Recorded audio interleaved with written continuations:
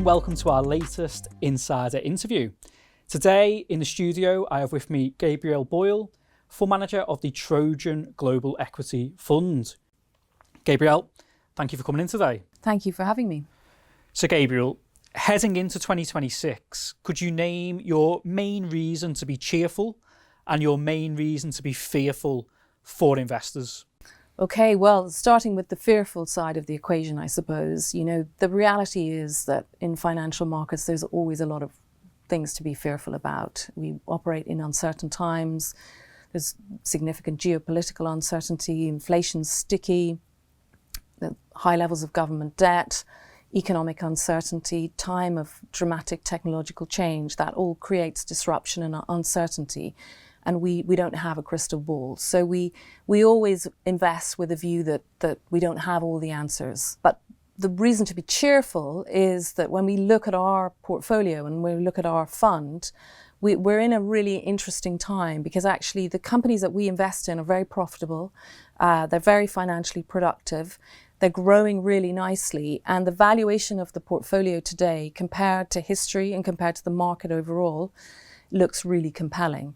We've had a difficult time performance-wise, and so that gives us a lot of comfort that there's something interesting going on, that we're able to buy these wonderful businesses at quite attractive valuations. In terms of things that are outside of your control, the wider macroeconomic backdrop, how does that fit into your stock picking process? So the way that we interpret that in terms of our stock picking is that, look, we don't know what the future is going to look like. So what we aim to do is own businesses that are going to be okay, whatever the macro weather. So they're doing something special. They're providing a service to their customers. They're adding value. They have unique assets. They've got barriers to entry that protect those assets. They've got pricing power.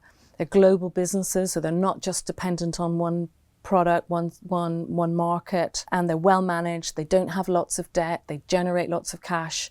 And so, yes, they're not completely invulnerable to economic ups and downs, but they will prevail. And we also take the view that if we don't pay too much for them, then that will allow us to be able to navigate difficult times without being complacent. Over the past 5, 10 and 15 years, investors who've gone global and simply own the market through an index fund or an ETF, they'll have done very well. Of course, there's been some bumps in the road along the way. What are your thoughts going forward over the next 5 to 10 years? Will it be a trickier period for investors to navigate? Great question. I mean, you're absolutely right. The global markets have compounded in low teens, whether it's 10 years, 15 years, it's been pretty incredible. And so, yes, if you've owned the market, you've won. It might not be quite so straightforward. Past couple of years have been very difficult for active managers in a relative sense. There's been this greater concentration and the dominance of some of these bigger companies. Things don't stay the same. And so, we've been doing this for a long time, and we know that things can change. And so, our view is that, as we said, that if we can own wonderful businesses that are growing, reinvesting, not pay too much for them, then actually you'll be paid for that. And that's been the case over the longest time. You've managed the fund for over a decade. It's a concentrated approach. There's around 30 stocks held. Are there any examples of companies that you've held for over a decade that you still have plenty of conviction in today? Yes, so there are several examples of companies that we've owned through that time, and it's really interesting that if you look at some of those companies, so Alphabet, Microsoft, Experian, we've owned the payments companies for a long time. We've owned American Express through that time, and it's really interesting that the investment case for those businesses today is different than it was when we first invested. But those companies have compounded their cash flows, their revenues, their earnings at very high double-digit rates through that time. And actually the returns to us as shareholders have also been in those sort of magic high double-digit rates. And what we find really interesting is these very profitable, growing, innovative businesses, they're reinvesting, and that sets the sort of seeds for new growth opportunities. And we love if we can find those types of companies. And you know, Alphabet is a poster child of that. But there are numerous other businesses that do that by reinvesting their high margins and their cash flows. It gives them the growth platform for the future. Looking back on 2025, are there any particular companies or sectors that stand out that have performed well for the fund? Yeah, well, so the tech vanguard companies we've mentioned, Alphabet, for example, has done very well.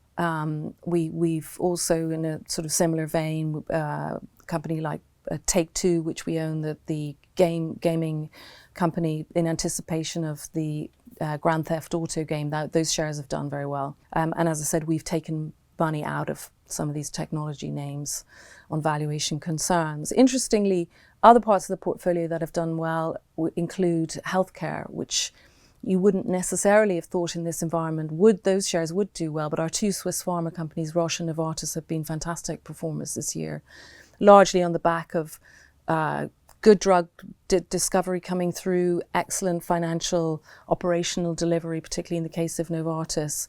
And the shares were very good, very, very lowly valued coming into this. So it's kind of interesting that there's been this bifurcation. And which types of companies or sectors have not fared as well in 2025 that you're still investing in and you're expecting a comeback at some point? Yes, there have been. You mentioned financials is an area where actually this year for us, financials payments companies have been relatively disappointing. And also financial information companies have been perceived as an AI loser, given the kind of environment that we've been in. And we remain confident that in both of those cases, they're very interesting investment opportunities, and that we think that they will continue to sort of monetize the opportunity into the future. So we're quite excited about the valuations of those businesses today.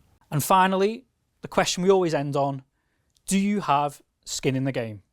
Absolutely. I have skin in the game. George, my colleague, has skin in the game, and actually we've got more skin in the game now because of where the valuation of the portfolio is today than we did at the beginning of the year. So it's something that we take really seriously. We're all at Troy. We're aligned with the funds that we manage, and we're all in. Gabrielle, thank you for your time today. Thank you very much. So that's it for our latest Insider interview. For more videos in the series, do hit that subscribe button, and please let us know what you think. You can comment, and hopefully I'll see you next time.